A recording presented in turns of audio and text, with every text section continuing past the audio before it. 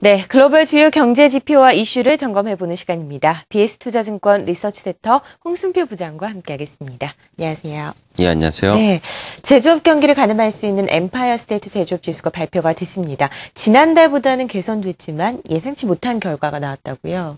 예, 말씀하신 것처럼 주요 제조업 지수 중에서 가장 먼저 최근 정보를 담고 있는 뉴욕 엠파이어 스테이트 제조업 지수가 발표됐는데요. 10월에는 마이너스 6.2포인트를 기록하면서 당초 예상했던 마이너스 2.8포인트를 하회하면서 일단 기준선인 0포인트 선을 3개월째 하회하는 그런 모습을 나타내고 있습니다.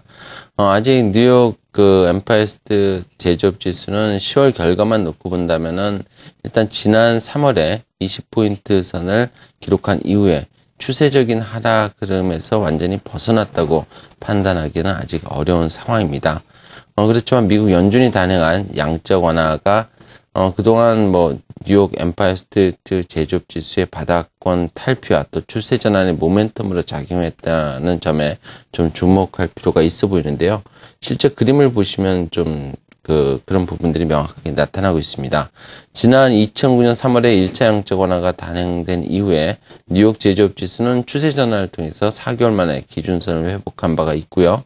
또 2010년 11월에 2차 양적 완화 단행 당시에도 뉴욕 제조업 지수는 바닥권을 강하게 벗어나면서 추세가 전환되는 그런 모습을 보인 바가 있습니다.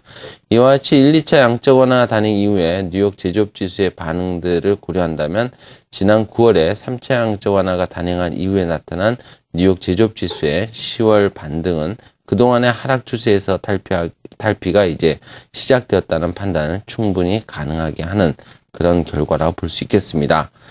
다만 뉴욕 제조업 지수의 개선이 미국 제조업 실물 경기에 시차를 두고 반영된다는 점은 보다 좀 염두에 둘 필요가 있어 보입니다. 미국 뉴욕 제조업 지수와 산업 생산 증가율 추이를 보게 되면은 미국의 제조업 실물 경기에 뉴욕 제조업 지수가 분명히 선행성을 갖고 있는데요. 현재 8월 미국의 산업 생산 증가율이 전년 동월비 플러스 2.8%를 기록하면서 2010년 2월 이후에 가장 낮은 정도로 둔화가 되고 있는 양상입니다. 그리고 당분간 미국 산업 생산 증가율의 탄력적인 반등을 기대하기는 어려울 수도 있는데요.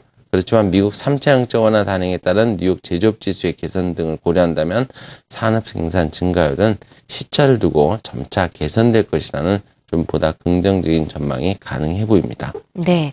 반면에 미국의 소매 매출은 석 달 연속 증가하는 모습을 나타냈습니다. 오늘 뉴욕 증시 상승에 한 몫을 하는 모습이었는데요. 그 결과도 자세히 한번 확인해 볼까요? 예, 미국의 9월 소매 매출 증가율의 결과는 앞서 공개된 그런 뉴욕 제조업 지수라든지 ISM 제조업 지수 또 미시간 대학 소비자 신뢰 지수 등과 같이 경제 주체들의 심리를 나타내는 지표들의 개선과는 달리 3차 양적 완화 등의 효과가 실물 경제 지표들에게 반영되기까지 좀 더 시간이 필요할 수 있다는 점도 더불어서 좀 확인을 시켜준 결과를 공개를 했습니다. 미국의 9월 소매 매출은 전월 대비해서 플러스 1.1%를 기록하면서 예상치인 플러스 0.7%를 상회하고 또 3개월째 플러스 증가율을 기록하는 모습을 보여주고 있습니다. 그리고 자동차를 제외한 소매 매출 역시 전월비 플러스 0.9%를 기록하면서 당초 예상했던 플러스 0.6%를 0.3%포인트 상회를 하면서 3개월 연속 증가세를 이어가고 있는 모습을 보여주고 있습니다.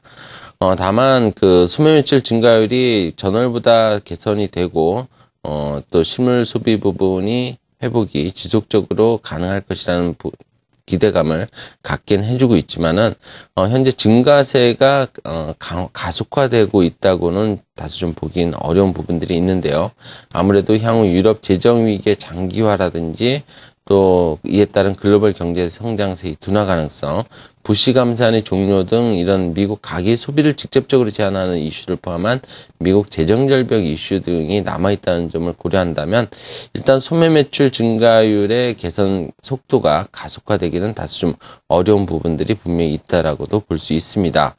그리고 전년 동월비 기준으로 볼 때에도 여전히 좀 미국의 소매 매출은 추세적으로는 회복되고 있지만 회복 속도에 대한 그런 좀 의구심이 분명히 남아 있을 수 있고요. 또 한국 경제에 대한 전망도 불투명한 부분들이 분명히 있습니다. 미국의 소매 매출 증가율은 지난 6월 이후에 다시 우상향하는 그런 추세를 보여주고 있지만 매우 완만하게 현재 진행이 되고 있습니다. 이와 같이 미국 실물 소비 부분의 뚜렷한 개선이 다소 좀 지연되고 있기 때문에 지난 8월에 마이너스 2.8%를 기록했다가 9월에 마이너스 0.4%로 개선되었을 것으로 추정되는 우리나라의 대미 수출 증가율의 추가적인 개선 가능성은 다소 좀 제한적일 수 있을 것으로 예상이 됩니다. 특히 한국의 총 수출에서 10% 내외의 비중을 차지하는 유럽이 재정 위기로 인해서 사실상 더블딥에 빠져 있는 상황이고, 또 우리나라 수출의 25% 정도 가량을 차지하고 있는 중국 같은 경우도 경기에 대한 불확실성이 남아있다는 점, 이런 부분들은 예상보다 더 악화되면서 일단 한국의 수출 여건을 미국의 소비 부분이 모멘텀으로 작용하면서 상쇄시켜주기는 다소 좀 어려운 상황일 수 있다는 점을 좀 염두에 둘 필요가 있어 보입니다. 네, 이번에는 국내 시장 투자 전략 세워보도록 하겠습니다. 어제 외국인들의 매물이 대거 쏟아지면서 코스피 지수도 하락을 했고요. 코스닥은 더 큰 폭으로 약세를 기록을 했습니다. 앞으로의 전략 어떻게 세우는 게 좋을까요? 예, 어제 같은 경우 외국인의 순매도 속에서 코스피는 60일 이동평균선 직전대까지 밀리는 그런 모습을 보여주고 말았습니다.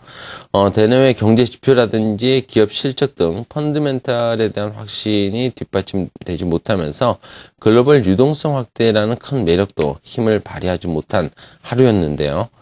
그렇지만 코스피가 현재 10영업일째 음선이 출현했고, 또 상대 강도 지수도 과매도 국면에 진입을 했기 때문에 단기 반등 가능성 충분히 나타날 수 있는 시점이라고 판단이 됩니다. 특히 작년 6월 이후에 상대 강도 지수가 30% 이하인 게 6차례 정도 나타났는데요. 모두 이 시기에는 코스피가 반등에 성공한 적이 있었습니다. 따라서 일단 펀더멘탈 부진에 대한 경계감 완화 여부를 확인하는 것도 중요하지만, 단기적으로는 코스피의 기술적 반등 임박에 따른 낙폭 과대 업종 중심의 투자 전략은 충분히 가능하다라고 판단을 해볼 수 있겠습니다. 네, 국내 시장에 대한 전략까지 자세히 세워봤습니다. BS투자증권 리서치센터 홍순표 부장과 함께했습니다. 말씀 고맙습니다. 네, 감사합니다.